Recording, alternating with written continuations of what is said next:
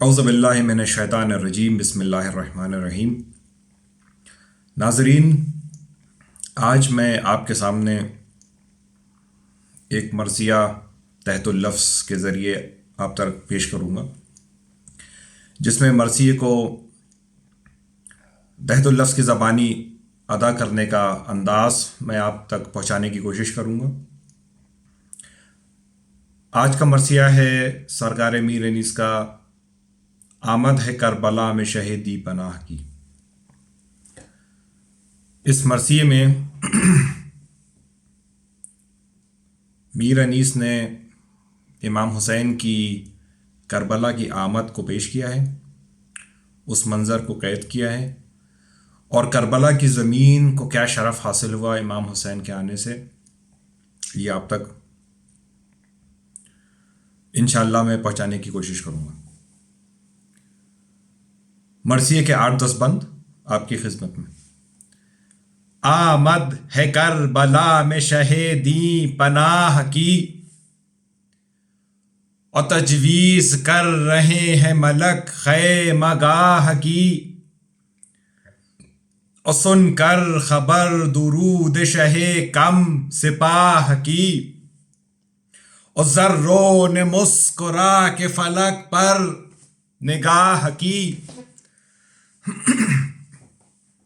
اور جنگل میں دن کو روشنی طور ہو گئی، اور کوسو زمین حسن سے معمور ہو گئی۔ اے عرض کربلا اے معلا خوشا نصیب۔ اس بند میں جو مرثیہ لکھ رہا ہے، یعنی کہ یہاں پہ میر انیس کربلا سے پوچھ رہے ہیں کہ اے کربلا، تم کتنے خوش نصیب ہو کہ امام حسین تمہارے اوپر آئے ہیں۔ امام حسین نے یہاں پر خیمہ لگایا ہے۔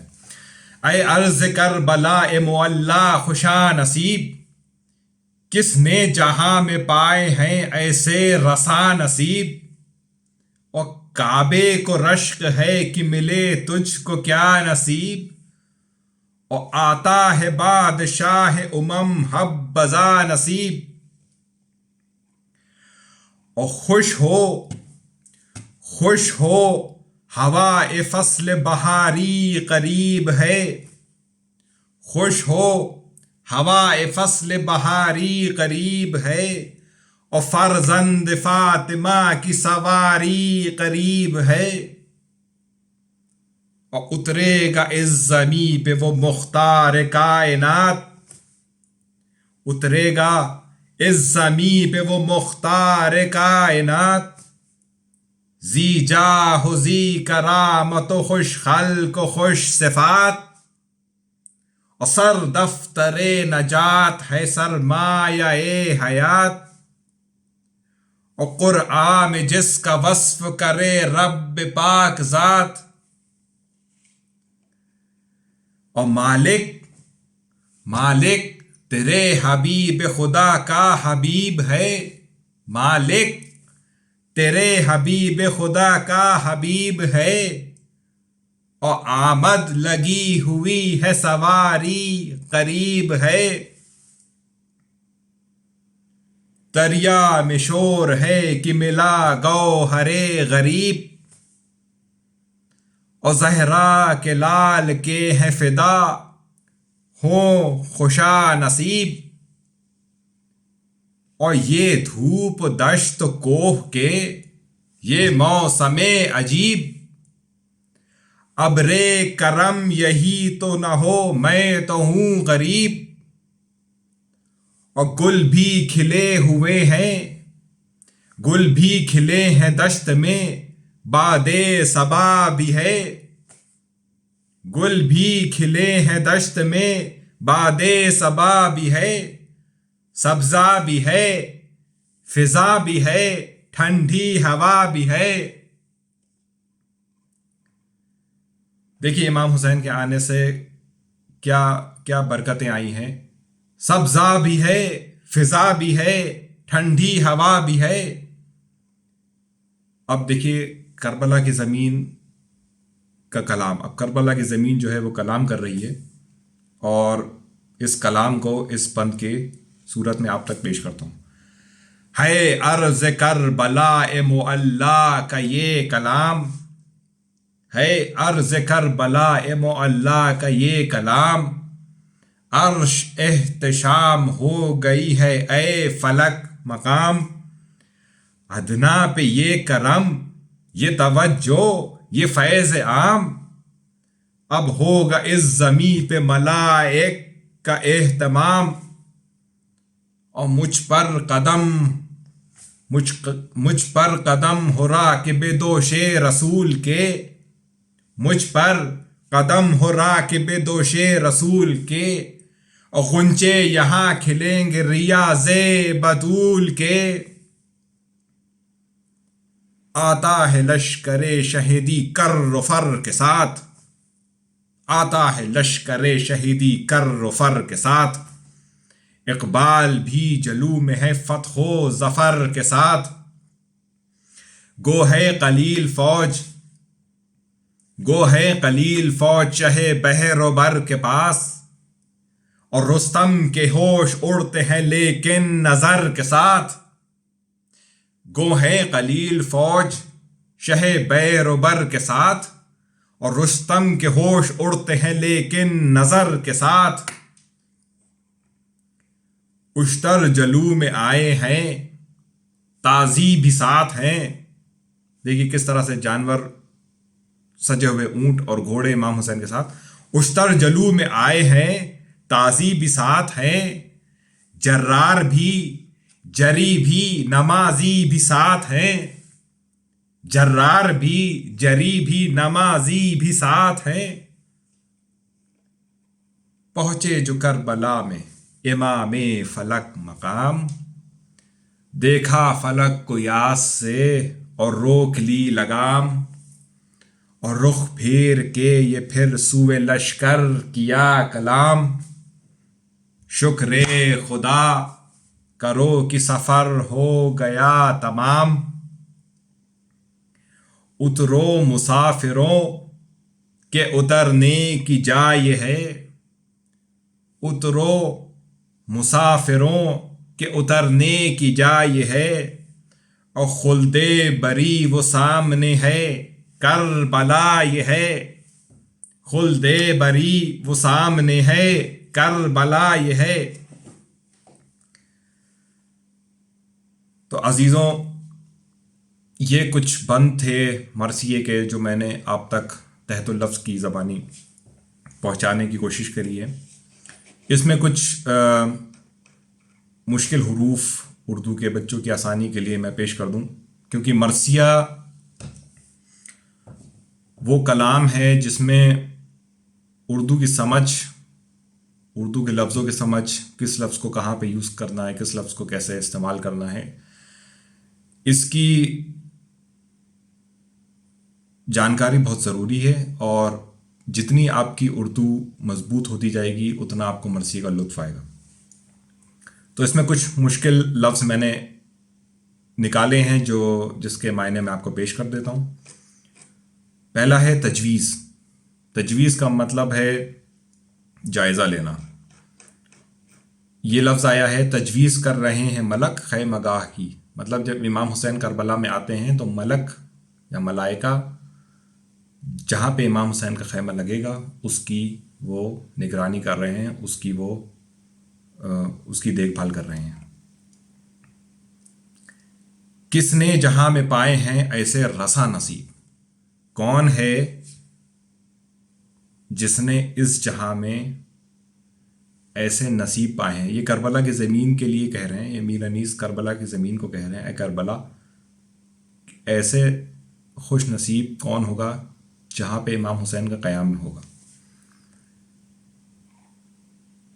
زی جاہ و زی کرامت و خوش خلق و خوش صفات. زی جاہ و زی کرامت. زی جاہ زی کرامت کا مطلب ہے ایک کرامت اور بلندی والا، جس کو بلندی حاصل ہو. یہ امام حسین کے لیے استعمال ہوا ہے. زی جاہ و زی کرامت و خوش خلق و خوش صفات.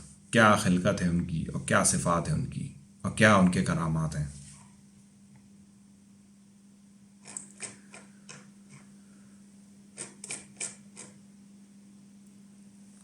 اقبال کا مطلب ہے اسٹیٹس، ایک عہدہ، ایک بلندی. جلو جو ہے یہ لفظ آیا ہے، آپ ایک سواری کے ساتھ جو ایک گھوڑا چلتا ہے، جو خوبصورت سا گھوڑا چلتا ہے، جو سواری کے ساتھ ساتھ چلتا ہے، اس کی شان بڑھاتا ہے، اس کو جلو کہتے ہیں. اشتر جلو میں آئے ہیں تازی بھی ساتھ ہیں. مطلب ایک خوبصورت اونٹ بھی امام حسین کے ساتھ آ رہے ہیں. اور تازی کہتے ہیں عربی گھوڑے کو. تازی جو ہے وہ ایک عرب کا ایک گھوڑا ہے، اس کو تازی کہتے ہیں. تو ان کے سواری کی منظر کشی ہے. اشتر جلو میں آئے ہیں تازی بھی ساتھ ہیں.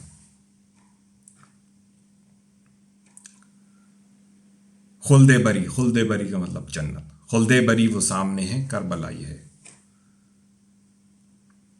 کر کا مطلب ہے شان و شوکت کے ساتھ. کر امام حسین کا لشکر جو ہے وہ کر آتا ہے لشکر شہیدی کر کے ساتھ. کر کا مطلب ہے ایک شان و شوکت سے امام حسین کا لشکر. بحر و بر، بحر کہتے ہیں سمندر کو، بر کہتے ہیں زمین کو. یہ ایک عربی سے آئے ہیں یہ لفظ اردو میں. گو ہے قلیل فوج شہ بحر و بر کے ساتھ، یعنی کہ فوج قلیل ہے شہ کے پاس. امام حسین کے پاس جو فوج ہے وہ کل 72 لوگ ہیں. شہ بحر و بر یعنی امام حسین کی جو امامت ہے، ان کی جو بادشاہت ہے، وہ سمندروں میں بھی ہے اور وہ زمین پہ بھی ہے. گو ہیں قلیل فوج شہ بحر و بر کے ساتھ، یعنی کہ اگر فوج چاہے ان کی قلیل ہی ہے کیوں نہ ہو، رستم کے ہوش اڑتے ہیں لیکن نظر کے ساتھ. لیکن اس چھوٹی فوج کو دیکھ کے رستم جیسے پہلوان کے بھی ہوش اڑ جاتے ہیں. تو یہ جلوہ ہے اس فوج کا، اور یہ اس فوج کا ایک اثر ہے. کیونکہ اس میں جرار بھی، جری بھی، نمازی بھی ساتھ ہے. اس میں ایسے ہیرے موجود ہیں اس فوج کے اندر، جرار بھی ہے، جری بھی ہے اور نمازی بھی ہیں.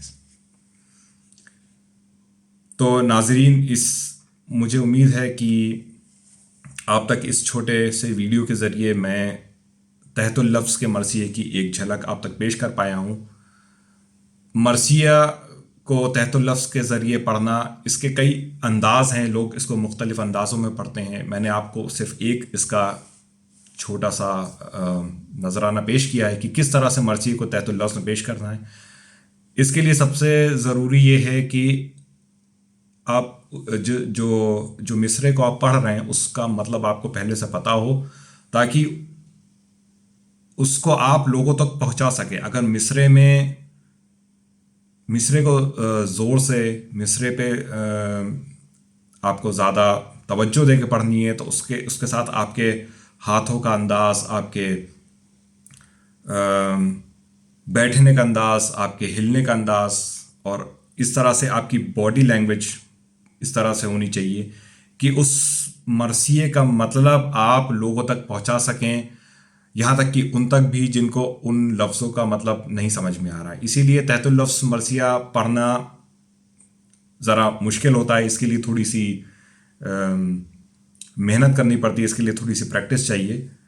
لیکن انشاءاللہ میں سمجھتا ہوں کہ یہ کوئی ایسا فن نہیں ہے جو آپ سیکھ نہیں سکتے. یہ بالکل آپ اس کو سیکھیں، اور اسی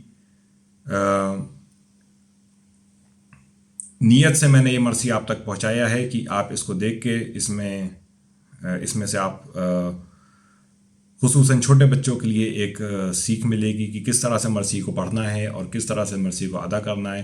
شروعات میں آپ 2 یا 3 یا 4 بند سے شروعات کریں، اس کو دہرائیں، اس کو پریکٹس کریں، اس کو سنوائیں اپنے